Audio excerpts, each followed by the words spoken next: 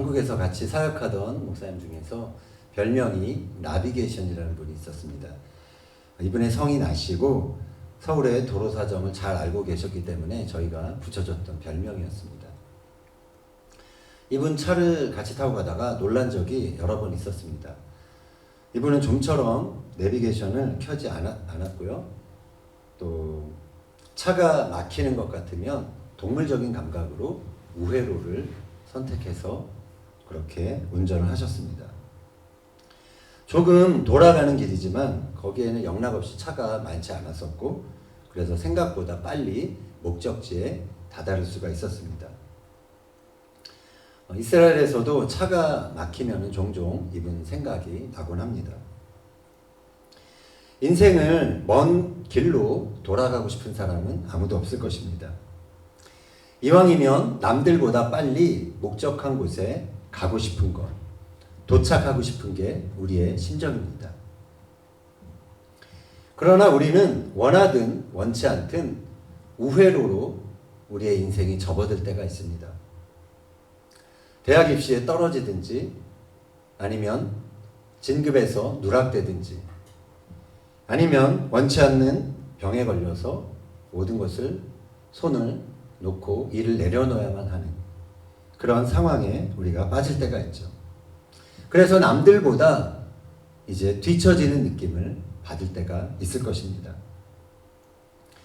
모두가 직진할 때 멈춰서 있거나 먼 길을 돌아가야 한다면 조급한 마음이 들게 될 것입니다. 그런데 성경에 나오는 인물 중에 많은 사람들이 우회하는 그런 길을 지나갔습니다.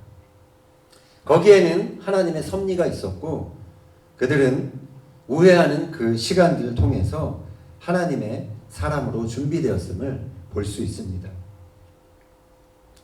오늘은 구약과 신약에 나오는 그 우회의 사건들, 돌아가는 그런 사건들을 한 가지씩 살펴보고자 합니다. 인생의 우회로에 우리가 접어들 때 믿음으로 그 길을 갈 수 있는 지혜를 얻는 그러한 시간이 되기를 소망합니다. 먼저 구약의 우회 사건입니다. 이번 주 토라 포션에는 이스라엘 백성들이 시내산에 도착하는 장면이 나옵니다. 왜 그들은 가나안에 가는 가나안으로 빨리 갈 수 있는 길을 놔두고 시내산으로 멀리 돌아가야만 했을까요? 그 이유 중에 하나를 우리가 지난 시간에 이미 살펴보았습니다. 블레셋으로 가는 그 해변길로 가면 한 4일이면 가지만 하나님께서 글로 인도하시지 않았다라는 것이죠. 거기에 군사 요새들이 있었고 글로 가다가 군대를 만나면 이스라엘 백성들이 겁을 먹고 다시 애국으로 돌아가고자 할 것이 분명했기 때문에 하나님이 그 길로 인도하지 않으셨다는 것이죠. 자, 그리고 이들이 우회로로 간 또 다른 이유가 있습니다. 이들이 이제 거쳐가게 될 시내산이 하나님께서 예비하셨고 이미 작정하셨던 그러한 장소였기 때문입니다. 출애굽기 3장 12절 같이 읽겠습니다. 하나님이 이르시되 내가 반드시 너와 함께 있으리라. 네가 그 백성을 애굽에서 인도하여 낸 후에 너희가 이 산에서 하나님을 섬기리니 이것이 내가 너를 보낸 증거니라. 아멘. 자, 여기에 이 산에서 너희가 나를 예배할 것이다. 이 말이 나오죠. 여기서 이 산이 바로 시내산입니다. 모세가 하나님을 처음 만났던 곳이 바로 시내산이었습니다. 하나님은 모세에게 내가 선 곳은 거룩한 땅이니 내 발에서 신을 벗으라라고 말씀하셨습니다. 그리고 모세를 이제 바로에게 보내서 내 백성을 건져내겠다. 내 백성을 가게 하겠다. 그렇게 모세에게 말씀하셨던 곳이 바로 이 시내산이었던 것입니다. 하나님은 모세에게 자신을 계시하셨던 그 거룩한 땅에 이스라엘 백성 전체를 다시 세우고 싶으셨던 것입니다. 출애굽은 단지 이스라엘 백성들을 노예에서 구출한 그런 사건만이 아니었습니다. 출애굽에는 더 큰 목적이 있었습니다. 그것은 이스라엘을, 이 백성을 하나님을 대신하여 이 땅에서 하나님을 대신한 거룩한 나라, 거룩한 백성으로 삼는 것, 그것이 하나님이 원하셨던 출애굽의 가장 깊은 목적이었던 것입니다. 하나님은 그 목적을 모세에게 이렇게 말씀하셨습니다. 출애굽기 19장 5절 6절 읽겠습니다. 세계가 다 내게 속하였나니 너희가 내 말을 잘 듣고 내 언약을 지키면 너희는 모든 민족 중에서 내 소유가 되겠고 너희가 내게 대하여 제사장 나라가 되며 거룩한 백성이 되리라. 너는 내 이 말을 이스라엘 자손에게 전할지니라. 아멘. 이스라엘은 단순히 하나의 이제 자유국가가 되는 것, 그것이 목적이 아니었죠. 제사장 나라, 거룩한 백성이 되는 것, 그것이 출애굽의 목적이었던 것입니다. 그래서 하나님은 한 장소에서 그들과 거룩한 언약을 맺어야 했던 것입니다. 그 장소가 바로 시내산이었습니다. 이스라엘은 가나안 땅으로 직진하기 이전에 이 시내산에서 하나님과 이 언약의 의식을 가져야만 했던 것입니다. 이스라엘 백성들은 이제 모세가 전한 하나님의 말에 일제히 응답합니다. 여호와여 명령하신 대로 우리가 다 행하리이다. 모세는 이 백성들의 결심을 다시 하나님께 전합니다. 이 언약의 맹세 이후에 주어진 것이 바로 십계명과 그에 따르는 여러 가지 율법들이었습니다. 그것은 이스라엘 백성들을 하나님의 나라, 거룩한 백성으로 만들기 위한 행동 지침이었던 것입니다. 이처럼 이스라엘 백성들에게 먼저 요구가 되었던 것은 거룩함에 대한 헌신이었습니다. 이들은 하나님께서 거룩하게 하신 것에 대해서 그것을 지키는 것에 헌신을 해야 했던 것입니다. 하나님이 거룩하게 만드신 자연과 하나님이 거룩하게 창조하신 이 땅의 모든 사람들, 그 사람들 안에 있는 거룩함을 지키기 위해 이들은 힘을 다해야 했던 것입니다. 이들은 또한 거룩한 공동체를 만들고 그것을 통해서 모든 세상, 열방을 거룩하게 하는데 헌신해야 했던 그러한 제사장 나라의 사명이 있었던 것입니다. 그래서 거룩은 이스라엘 백성들이 가나안 땅에 들어가기 전에 이 시내산에서 그들의 마음속에 새겨야 할 그러한 하나님의 뜻이었던 것입니다. 이스라엘 백성들은 6월절 출애굽 이후에 50일째 되던 날, 오순절이죠. 이 오순절에 시내산에서 토라를 받게 됩니다. 유대인들은 그날을 하그마탄 토라라고 부릅니다. 토라를 주신 명절이라는 뜻입니다. 유대인들은 또한 이날을 결혼식이라고 그렇게 말합니다. 자신들이 하나님과 결혼 의식을 한 날이다라고 그들은 생각하는 것입니다. 결혼 언약의 증서로 받은 것이 바로 두 돌판에 새겨진 십계명이라는 것이죠. 신랑과 신부가 하나 되는 에하드의 연합, 하나 되는 연합, 그것이 바로 이 시내산에서 이제 하나님과 이 백성들 가운데 있었던 것입니다. 12세기 랍비 람밤은 이렇게 말합니다. 노예의 신분에서 풀려났다고 해서 모든 것이 끝난 것이 아니라 새로운 법이 주어졌을 때 비로소 그들은 진정한 자유를 가질 수 있었다. 결국 6월절 이스라엘 백성들에게 시작된 이 출애굽 구원의 역사는 오순절을 통해서 비로소 완성이 되는 것입니다. 오순절에 그들은 하나님의 거룩한 신부가 된 것입니다. 그리고 제사장 나라로 세워진 것입니다. 이 모든 것이 이들이 시내산으로 우회했고 거기서 하나님의 말씀의 계시가 이들에게 주어졌기 때문에 가능했던 것이죠. 자, 이제 신약의 우회 사건을 우리가 살펴보겠습니다. 우리가 맨 처음에 읽었던 그 본문은 예수님이 승천하시기 전에 제자들과 남아있는 사람들에게 하신 말씀입니다. 예수님은 내 아버지께서 약속하신 것을 너희가 받을 때까지 이 성에서 머물라, 그렇게 말씀을 하셨죠. 그리고 하늘로 올라가셨습니다. 예수님께서 6월절 십자가에 죽으셨죠. 그리고 3일 만에 부활하십니다. 그리고 40일 가량을 이제 이 땅에 남으셔서 제자들에게 하나님 나라 복음을 말씀해 주시고 그리고 승천하셨죠. 자, 그래서 이제 6월절부터 오순절, 그리고 예수님이 승천한 그 시점에서부터는 한 일주일 정도의 시간이 오순절까지 남아 있었던 것입니다.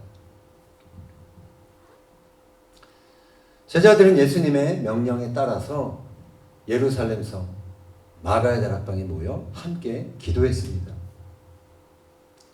이때 모인 자가 120명이었죠. 사도행전 1장 14절 보겠습니다. 여자들과 예수의 어머니 마리아와 예수의 아우들과 더불어 마음을 같이하여 오로지 기도에 힘쓰더라. 자, 여기 모인 사람들이 이제 하나님께서 약속하신 것을 받기 위해 함께 모여 기도하는 장면입니다. 이들은 다른 것을 하지 않고 하나님 앞에 멈춰 선 것입니다. 저는 이것을 신약의 우회 사건이라고 그렇게 표현하고 싶습니다. 제자들은 복음 들고 산을 넘기 이전에 기도의 자리에 이렇게 함께 머물러 있었던 것입니다. 그들은 복음을 전하기 위해 열방으로 직진하는 것보다 거룩한 영을 통해 위로부터 오는 능력을 받는 것이 더 중요했던 것입니다. 그들은 멈춰 서서 성령의 능력이 임하기를 기다렸고 또 마침내 오순절 날에 성령의 충만함을 받게 된 것입니다.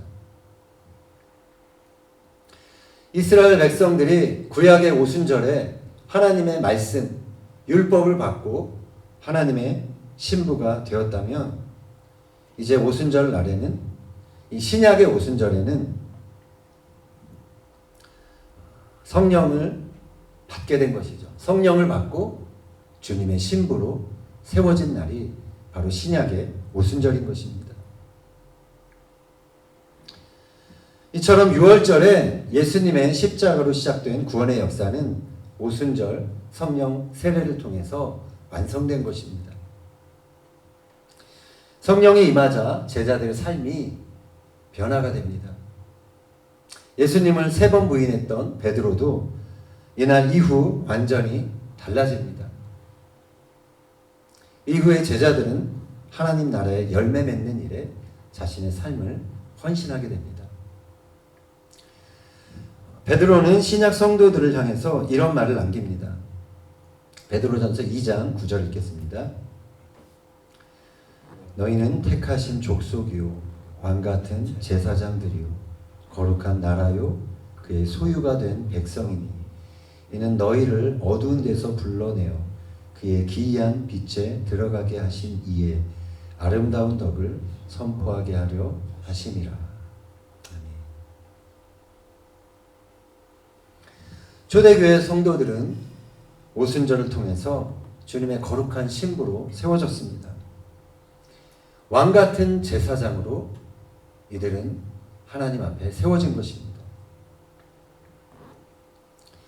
이들이 예수님의 말씀을 따라 예루살렘에 머물러 있었고 거기서 성령의 충만함을 힘입었기 때문에 이렇게 주님의 부르심에 합당한 자들로 서게 된 것입니다. 자, 이처럼 이 절기들은 하나님의 구원 계획이 펼쳐졌던 그런 특별한 시간, 특별한 때라고 할 수가 있습니다. 특히 오순절 구약시대에는 말씀의 계시가 있었던 그러한 시간이었습니다. 그리고 신약 시대에는 성령의 역사가 임했던 그런 절기였습니다. 이 말씀의 계시와 성령의 역사는 하나님이 인도하시는 그 우회의 시간들을 따라 믿음으로 걸어갔던 그런 믿음의 사람들에게 주어졌던 것입니다. 오늘을 사는 우리들 역시 이 베드로가 고백했던 것처럼 우리는 하나님의 왕 같은 제사장으로 그리고 거룩한 나라 백성으로 우리는 부르심을 받았습니다. 자, 그런데 왕 같은 제사장이 되기 위해서는 한 가지 전제가 있습니다. 그것은 우리도 이스라엘 백성들처럼 거룩함에 헌신해야 한다는 것입니다. 하나님께서 거룩하게 하신 것, 그것을 지키기 위해서 우리도 헌신해야 한다는 것입니다. 하나님께서 거룩하게 지으신 세상의 만물과 모든 사람들, 그들 안에 있는 거룩함을 지키기 위해 우리도 헌신해야 한다는 것입니다. 공동체를 이루고 교회를 세우고 이 믿음의 공동체를 통해서 열방을 축복하고 열방의 거룩함을 우리가 지키기 위해서 헌신하는 것, 그것이 바로 하나님 나라 제사장으로 부름받은 우리들의 사명인 것입니다. 자, 그러면 우리는 어떻게 이 일에 헌신할 수 있을까요? 우리의 의지나 우리의 결단만으로는 가능하지 않습니다. 말씀의 계시와 성령의 역사가 임해야 하는 것입니다.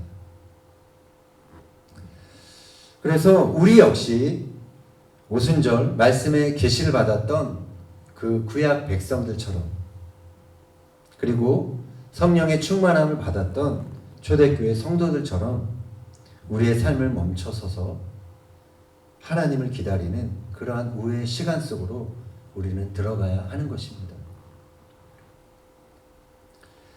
하나님의 계시를 구하며 말씀을 읽는 것, 그리고 성령의 충만함을 위해 우리가 따로 시간을 떼어 기도하는 것, 이것은 거룩한 우회의 시간이라고 할 수가 있습니다. 직진으로 빨리 달려갈 수 있는데 그렇게 시간을 멈춰서서 하나님 앞에 머무는 것, 그것은 직진으로 달려가는 사람들에 비해서는 낭비되는 시간으로 보일 수 있습니다. 그러나 이러한 우회의 시간을 통해서 하나님의 뜻을 발견한다면 그것은 누구보다도 빨리 하나님의 뜻에 도달하는 그러한 삶이 되는 것입니다. 또 우리가 이렇게 드리는 시간을 통해 성령의 충만함과 임재를 경험한다면 그것은 우리의 힘과 능력을 넘어서는 성령이 역사하시는 그러한 삶이 이루어지는 것입니다. 따라서 말씀과 기도에 쏟는 그러한 시간은 우리 인생에 하나님의 뜻을 이루는 거룩한 우회의 시간인 것입니다. 예수님은 대제사장과 백성들의 장로들 앞에서 이런 말씀을 하셨습니다. 마태복음 21장 43절 읽겠습니다. 그러므로 내가 너희에게 이르노니 하나님의 나라를 너희는 빼앗기고 그 나라에 열매 맺는 백성이 받으리라. 자, 여기서 우리가 주목해야 될 것은 하나님의 나라는 그 나라의 열매 맺는 백성이 그것을 받게 된다는 것입니다. 이스라엘에서 열매 맺는 추수하는 시간은 오순절입니다. 하나님 나라의 열매 맺는 일은 단지 인간적인 열심으로 가능하지 않습니다. 오순절에 임했던 그 말씀의 계시와 성령의 역사가 있어야 하는 것입니다. 말씀과 성령을 통해서 우리의 관점이 바뀔 때, 우리의 성품이 바뀔 때 우리는 하나님 나라의 열매 맺는 일에 관심을 갖고 참여할 수 있게 되는 것입니다. 베드로는 성령을 통해서 유대인으로서 자신이 갖고 있었던 관점을 바꿀 수가 있었습니다. 그랬기 때문에 그는 이방인의 집에 가서 복음을 전할 수 있었던 것입니다. 오순절 시내산에서 하나님과 이스라엘 백성들 사이에 언약을 맺고 거룩한 연합이 있게 되었습니다. 그 후에 하나님의 언약 백성이 탄생한 것이죠. 오순절 마가의 다락방에서도 성령님과 제자들 사이에 거룩한 연합이 있었습니다. 그리고 교회가 탄생한 것입니다. 주님과 하나 되는 연합이 말씀과 성령을 통해 우리에게 임할 때 우리 역시 하나님과의 거룩한 연합, 그것을 통해 왕같은 제사장으로 거룩한 나라로 서게 되는 것입니다. 지금 우리는 팬데믹으로 인해서 멈춰버린 듯한 시간을 지나가고 있습니다. 달려갈 기약 없이 인생의 항로에서 이탈해 있지는 않는가, 내가 우회하고 있지는 않는가 라는 그러한 걱정이 드는 그러한 시간들을 우리는 지나가고 있습니다. 그러나 이러한 시간이 우리의 불안과 염려로 낭비되는 시간이 아니라 하나님과 거룩한 연합을 이룰 수 있는 그러한 우회의 시간이 되기를 소망합니다. 이 우회하는 시간을 통해서 말씀과 성령을 통해 나의 자아와 나의 인본주의적인 관점이 죽어지는 그러한 시간이 되길 소망합니다. 그래야 하나님의 관점과 하나님의 비전이 우리의 삶 속에서 시작이 되는 것입니다. 그렇게 될 때 우리의 삶에 하나님이 원하시는 하나님 나라의 열매가 맺어지게 되는 것입니다. 바라기는 우리의 삶에 맺혀질 하나님 나라의 열매를 기다리며 기꺼이 우리에게 주어진 이 우회의 시간들을 통해서 하나님의 말씀과 또 성령께서 인도하시는 그 은혜를 함께 구하는 저와 여러분이 되기를 예수님의 이름으로 축원합니다.